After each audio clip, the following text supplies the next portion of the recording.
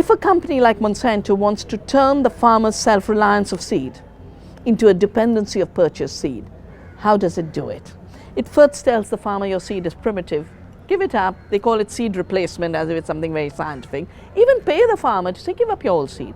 Farmer thinks my neighbor will have it, so if they're giving me money, it's all right. But they don't realize they've been to everyone in 100 villages in the neighborhood, so there's no seed in one season. Around the world, Monsanto influences public sector research breeding, directly, indirectly, and before you know it, there's no public seeds available. It then also starts to lock in companies and buy them up. So all Indian seed companies in cotton are owned by Monsanto or controlled by them through licensing arrangements. So there were only three sources of seed supply: the farmer themselves, some small private companies, and the public sector. All three get knocked out. Before you know it, Monsanto's the only one with cotton seed supply, selling only BT cotton. It's too costly. After all, Monsanto has increased the price of seed by 8,000%. No farmer would have the capacity to pay 8,000% more. So the agents of the company are there to say, don't worry, you'll be a millionaire. This will produce 1,500 kilograms per acre, and you'll pay back in no time. Take it on credit against your land. And the farmer signs a piece of paper mortgaging the land. But the seed doesn't give 1,500, it gives 400, 500. More often than not, it also fails, so you have to buy it 3 times over on credit.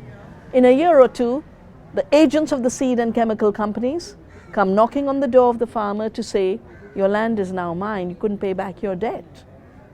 And that's the day the farmer will go into the field, drink a bottle of pesticide, and end his life.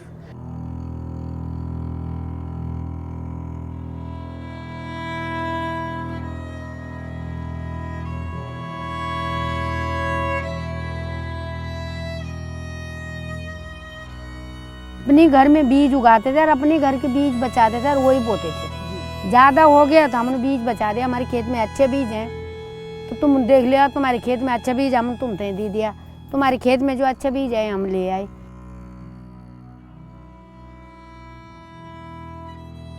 So farmers have always had their own seed. We believe nature was not stupid and farmers were not stupid. So anything that was there as seed had some function, some role, some utility. 5 या 6 भैंस होती थी, भैंस बफोलो, और उतने ही हमारे यहाँ 5-5, 6-6 गाय होती थी और ये 2-2 जोड़ी बैल होते थे। क्यों कि इन्हीं के पीछे नौकरी चाकरी तो कुछ थी नहीं, बस अपना घर का गोबर हो गया खेत में डाल दिया, खेत में अनाज हो गया, घर ला गए, घास हो गया, बैलों को डाल दिया, गायों को डाल दिया, उन्होंने खा लिया, गोबर उठा लिया, खेत में गए, जंगल से लाए, उनको जंगल चुंगाने के लिए ले गया, फिर शाम के टाइम दूध निकाला। छोटे छोटे बच्चे हैं, उनको 1-1 गिलास कच्चा दूध दे दिया पीने के लिए। फिर जिस दिन मक्खन बनाया, उनको 1-1 रोटी के दे दिया, इतना मक्खन दे दिया। आजकल इतना मक्खन कहाँ मिल रहा है। I started with a very humble idea that the seed must be saved, the seed must be free. When I heard the companies talk about owning seed and pushing GMOs, we started taking it to the villages. And in some places, people started to save seeds because they realized what it would mean if they didn't have sovereignty. In other places, there would be a drought, and the Green Revolution seeds needed irrigation, were failing them because there was no water because of the drought. And they turned to us and say, we need to save drought-tolerant seeds. In other situations, like after the tsunami in Tamil Nadu in 2004, the salt from the sea made agriculture impossible. But because we had saved rices that were tolerant to salt, which farmers in these coastal areas had bred, we could bring back the agriculture. पहले हमारे पास जब हमने शुरू किया, तब हमारे पास उस समय 60 किस्म के धान लगाए थे हमने, और 3 बीघा में लगाए हमने, ज़्यादा हमने बासमती लगाए थे।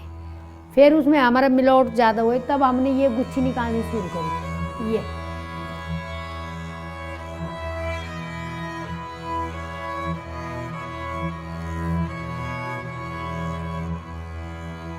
तो अब उस टाइम 12 थे, तो अब तो 300-400 और बढ़ गए, तो 1500-1600 वैरायटी हो गए होंगे हम।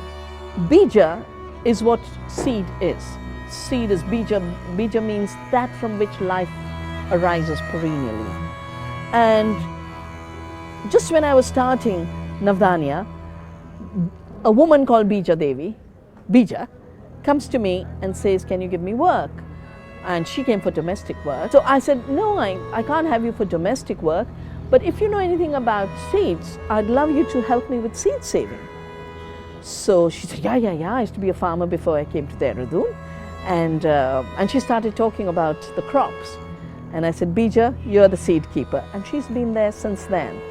Amazing, the memory not just of her own lifetime, but the lifetime of her ancestors, and then connected to teaching younger generations. तो हर इंसान ऐसे ही होता है, मतलब बचपन में कहाँ होती इतनी अकल। तो हमारी दादी बोलती थी कि देखो हर चीज़ से तुम रह जाओगे पर ये अनाज से नहीं रहोगे। हर चीज़ की सबसे पहली अनाज की इज्जत करना सीखो, तो तभी तो तुम्हारा पेट भरेगा।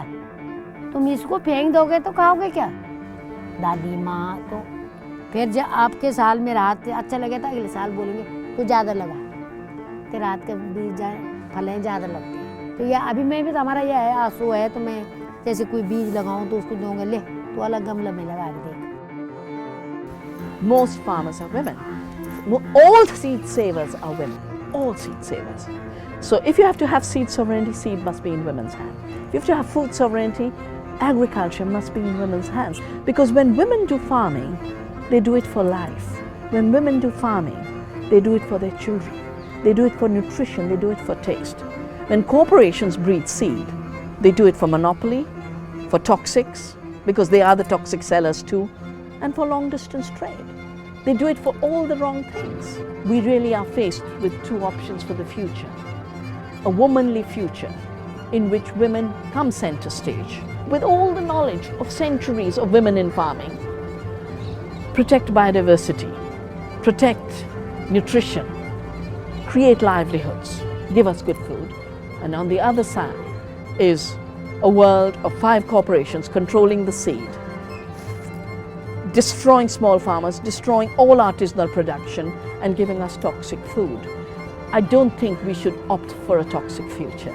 We should opt for a living future, and that future is in the hands of women and men who are willing to be womanly.